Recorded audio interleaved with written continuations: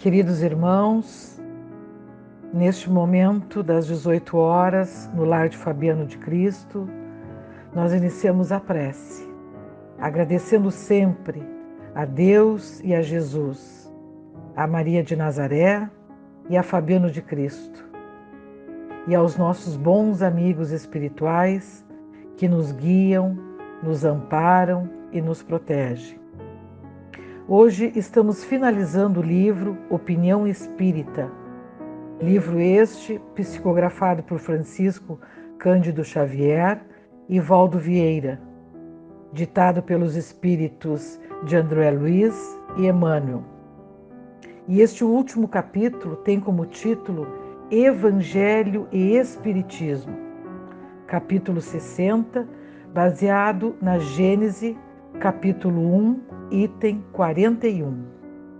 E inicia assim: todos aqueles que negam a feição religiosa do Espiritismo, recusando-lhe a posição de cristianismo restaurado, de certo ainda não abarcaram em considerações mais amplas a essência evangélica em que se lhe estruturam os princípios, nos mais íntimos fundamentos. Examinemos alguns dos pontos mais importantes de formação do testamento kardeciano. Kardec nos apresenta, em 1857, o Livro dos Espíritos, que se popularizou com 1018 questões, sabiamente explanadas, não obstantes os primores filosóficos de que se compõe, é um código de responsabilidade moral, iniciado com duas proposições acerca de Deus e do infinito, e rematado com outras duas que se reportam ao reino de Cristo nos corações e ao reinado do bem no caminho dos homens. Em 1861, o Livro dos Médiuns, volume de metodologia para o intercâmbio entre encarnados e desencarnados, apresenta, de entrada, valiosa argumentação alusiva à existência do mundo espiritual e reúne, no encerramento, diversas comunicações de individualidades desencarnadas, ao mesmo tempo que nos convida a exame sério e imparcial de todas as mensagens recolhidas do além, por via mediúnica, salientando-se que a primeira página da seleção exposta começa com significativa advertência de Agostinho, dizendo: confiai na bondade de Deus e sede bastante clarividentes para perceberdes os preparativos da vida nova que ele vos destina.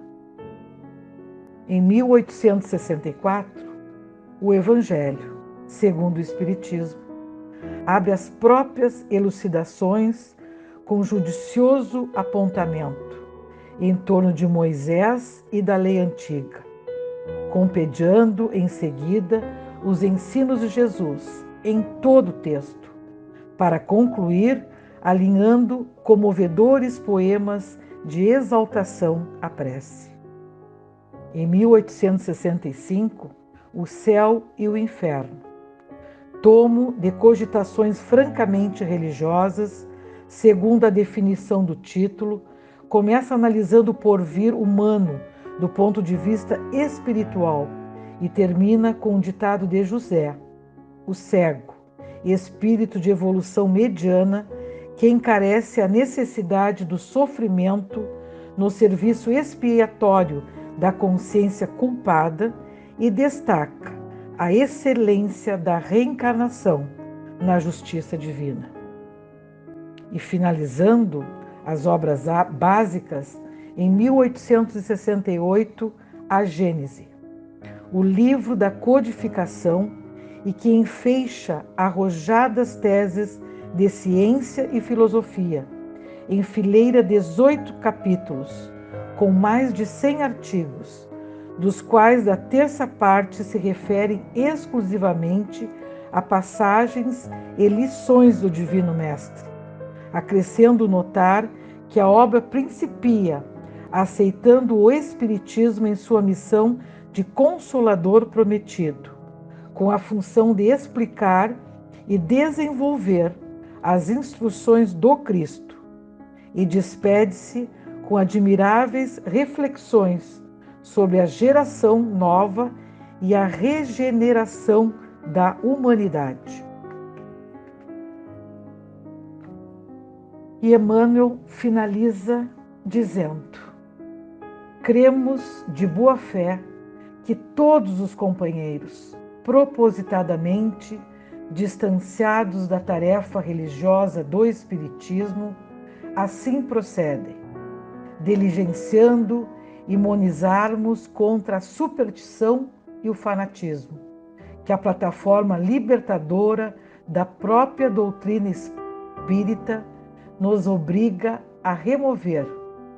Mas, sinceramente, não entendemos a nova revelação sem o cristianismo, a espinha dorsal em que se apoia.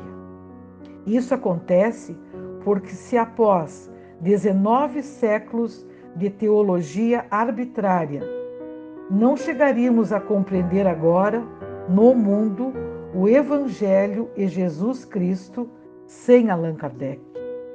Manda a lógica se proclame que o Espiritismo e Allan Kardec se baseiam em Jesus Cristo, de ponta a ponta.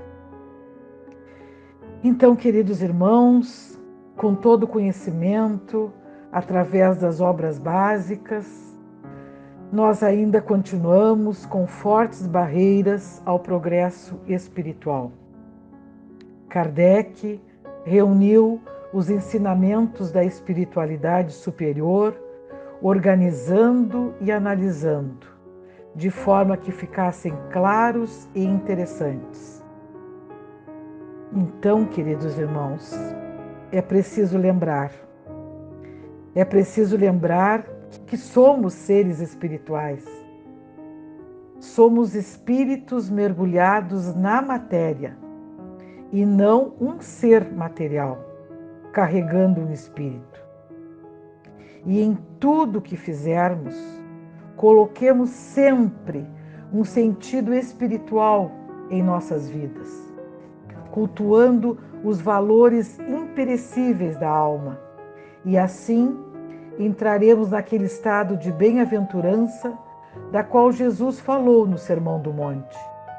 Bem-aventurados os pobres de espíritos, os mansos, os justos e misericordiosos, os limpos de coração e os pacificadores, pois todos eles, e somente eles, entrarão no reino dos céus.